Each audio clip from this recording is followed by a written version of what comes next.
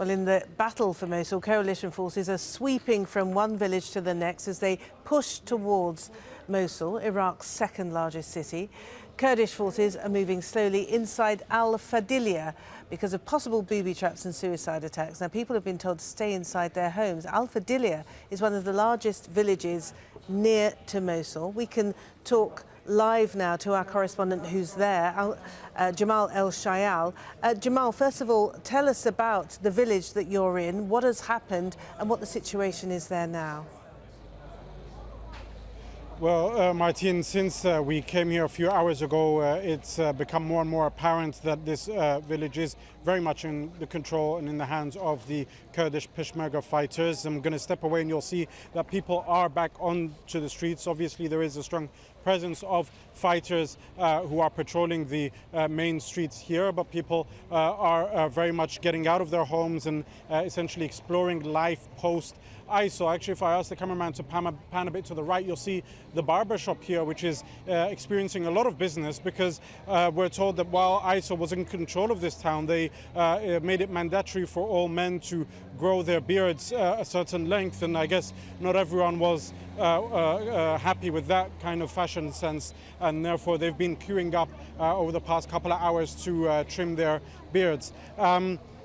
As it stands now, as you mentioned, this is one of the main towns in the area. It's around 30-odd kilometers from Mosul. The Peshmerga have celebrated the fact that they have been able to take control of this town as well as several others in and around this area. But when we've been speaking to some of the locals, they told us that actually there was only around 15 to 20 ISIL fighters here in the first place. And that's why it's very peculiar to us to really figure out why it's taken so long for the Peshmerga or the Iraqi army or the international coalition for that matter to recapture these towns, if indeed the ISIL fighters that were in these towns, such a small number as many people have been claiming.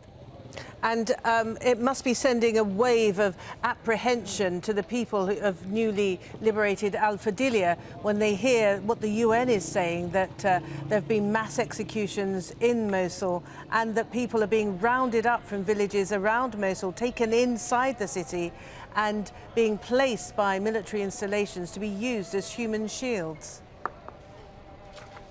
Indeed. I mean, there's two things to look at here, Martine. Obviously, one is the use of civilians the ISIL is trying to use for their own advantage. So either as human shields or in an attempt to camouflage their presence in areas. And the people here know all too well about that because they themselves weren't sure who was an ISIL fighter maybe and who wasn't, in the sense that when they weren't in uniform or when they didn't have their guns at them, obviously it could be anyone around if they didn't know them. And that's what's made it maybe easier for ISIL to blend in and maybe escape some of these towns. But in the sense of using human shields, a lot of people here are worried that they themselves have been targets. We've filmed with one man who had his home destroyed by an airstrike carried out by the international coalition. So that's something significant. But it is the aura around ISIL maybe that is maybe one of its strongest weapons. These stories of these mass executions and how they punish people in public squares is what makes people very scared about them. And when we were going through one of the houses that ISIL used, we managed to come across one of their